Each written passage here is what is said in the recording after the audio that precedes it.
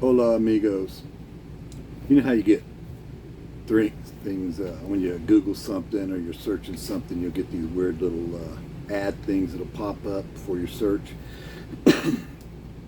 And one came up today that said, "What is your life expectancy?" I thought, well, okay, I'll take your little test. So I clicked on it, took the little test, and assuming that the heart surgeon fixed everything the way it should be done, I have no reason to doubt it. I found out I'm going to live to be 81.9 years old, according to this online test.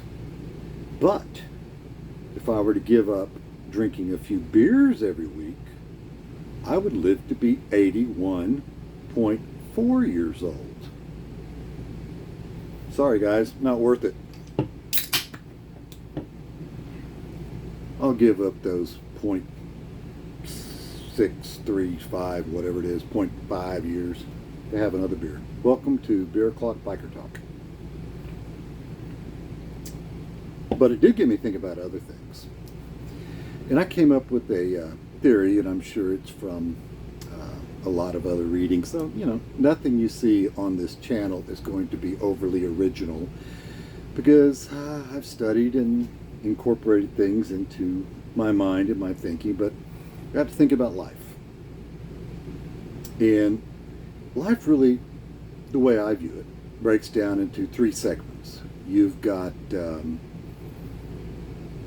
1 through about 30, then you got 30 through about 60, and then you got 60 to 90, and the average age varies where you look, but we don't necessarily have 30 years after 60, but it works out into my formula, so I'm going to stick with it. And those first 30 years of your life, and no offense to you younger guys, but you really kind of don't know shit. The first 10 or 15, maybe 18 years, you're completely under the control of somebody else. Your parents, or it used to be your parents, now it's usually single moms, but you're under their control, and you'd sort of live by their rules. But the benefit of that is you don't make a mortgage payment, you're not paying the electric bill, unless you're working part-time at the mall or something, you're not really working, you're definitely not in a career situation. And somebody else is buying your food and many times cooking your food. Now, I know that's all changed over the years and there's a lot more variety out there, but I think it's common enough to still make it as a fair statement.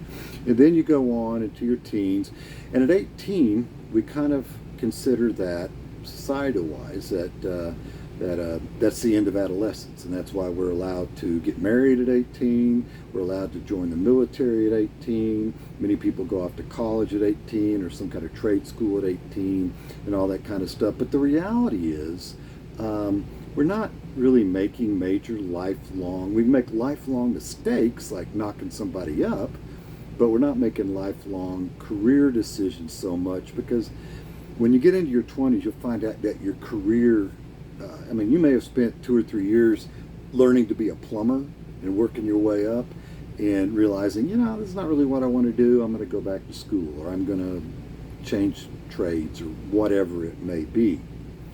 I knew a guy who went to trade school after high school and became an airplane mechanic. And he was really good. He was actually dexterous. You can use both hands with tools and stuff. And this guy went on and said, I want to do more. Started going to school at night, got his undergraduate done, and went to dental school. Hey, good for him. I also know a guy who spent 4 years in college and 3 years in law school, and in his late 20s went, I always wanted to be a high school football coach. Guess what? Went back, got a teaching degree, and now he's coaching football. You don't know what you're going to do, but then you hit that 30 mark. Now, we all know that at 30, women begin to hit the wall, 30 to 35. Now, their wall is made up almost entirely of their sexual market value. It's at 30 where they start to lose their looks. And I don't mean they're not good looking. Good Lord, guys, I want to tell you right now, there are good looking women in their 30s and 40s and 50s. And believe it or not, some good looking women in their 60s.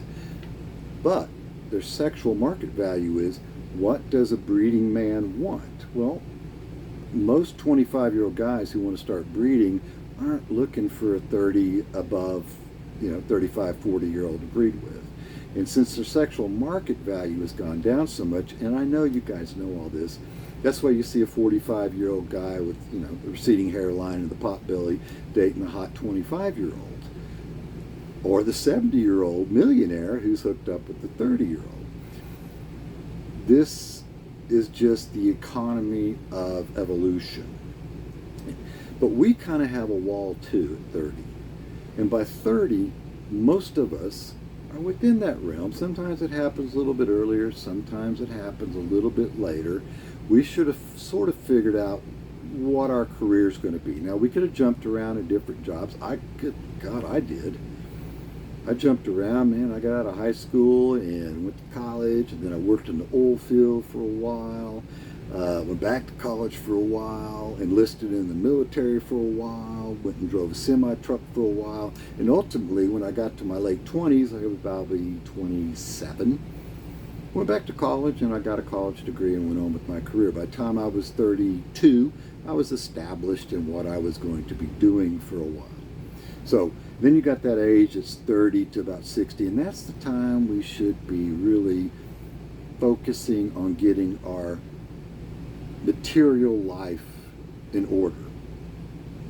That's when we start the career, we start to focus on the job, we start to understand that it's a good idea maybe to buy a home, put a little bit of money away. And if there's anything I could tell, and I know the guys really, this information right now is not going to be for people 30 and below, because I don't know, they're too busy having a good time, and maybe that's what you're supposed to do.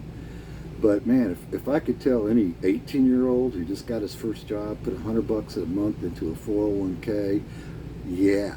And if you can't do 100, try 50 or 20. Start putting it away. But most don't listen. God knows I didn't listen until I was 32, and I started socking money away into a retirement account. And I also found a job that came with a pension, so I was building up my my ability to do what I really was called to do, which is to study and try to understand life and philosophy and all the stuff I've been doing on this channel. And I don't think, I really understood any of that at a younger age, but I did in my 30s begin to pick up some books on philosophy and self-development and all that other stuff. I didn't know all the craziness that was going to come with that because I was ignorant when I stepped into this life. So you don't have to wait till you're in your 30s to start making your life come together. You can do it in your 20s. And in your 30s, you can really start focusing on philosophy and things of this nature to make your life even better. You don't have to wait. You don't have to wait. It may not be as solid in your mind as when you get to be an older guy like I am. But it's still, the availability's there. And it will give you good guidance throughout your life. And then you hit 60. And really, to me, by the time you're 60, your working life should be over. Because there's time to focus on the true things, the important things of life at that age. And that's understanding, that's wisdom. Finding wisdom in your life, making sense of your life. Now, it's great to do it along the way, but it's kind of easier to do because, crap, let's face it. By the time you're 60, life's beating you up a little bit. You've been humbled, hopefully. You've come to a realization of who you are and what you are truly as a human being. It just turns the key. It switches on the light of just having a really clear understanding of your life. And to me, that it makes sense. And then you can go into your older years and you can have a peace and a calmness about you and not have that stress that comes with out there fighting the rat race. Now, if you can figure out a way to do this in your 30s, 40s, and 50s, go for it. but it does help to have some mileage on your chassis, if you know what I mean. And a lot of people complain about the shortness of life. We hear that, the shortness of life. Oh, life's too short. Life's too short. Well, I love a saying by one of my very best friends, a guy by the name of Seneca, who is a Stoic philosopher. Surprise, surprise. And he says this On the Shortness of Life. Do I recommend this? Of course I do. I wouldn't be mentioning it. And he says, it is not that we have a short space of time, but that we waste much of it. Life is long enough, and it has been given in sufficiently generous measure to allow the accomplishment of the very greatest things, and the whole of it is well, if the whole of it, is well invested. Read it for yourself. If it's well invested. And there's times in our lives where the investment is different. At 62 years old, believe me, the concept of finding a younger woman and bringing a child into this world is not even remotely on my mind. But you know what? It was in the 20s and it was in the early 30s, and times change. Your focus of what you want changes. And there's absolutely no reason we can't take this wisdom and begin to apply it to our lives earlier in life. Nobody has to live as ignorantly as I did, because the availability is out there. There are no great gurus that I'm aware of that are out there now living. There's nobody here spouting wisdom anywhere. But you know what? It is contained in books like this. It's contained in books like this. It's contained in these great wisdoms that thankfully have been written down. And they're available to us men. Now, women may say, aren't they available to us? Yeah, they're available to you. But this is a Mgtow channel. So, anyway, gentlemen, study, learn, read, and have a cold beer now and again. You may not live to be as long as you could, but what kind of life would be without beer? Anyway, guys, keep it real. Adios. And life is hard. Do not make it any harder than it needs to be.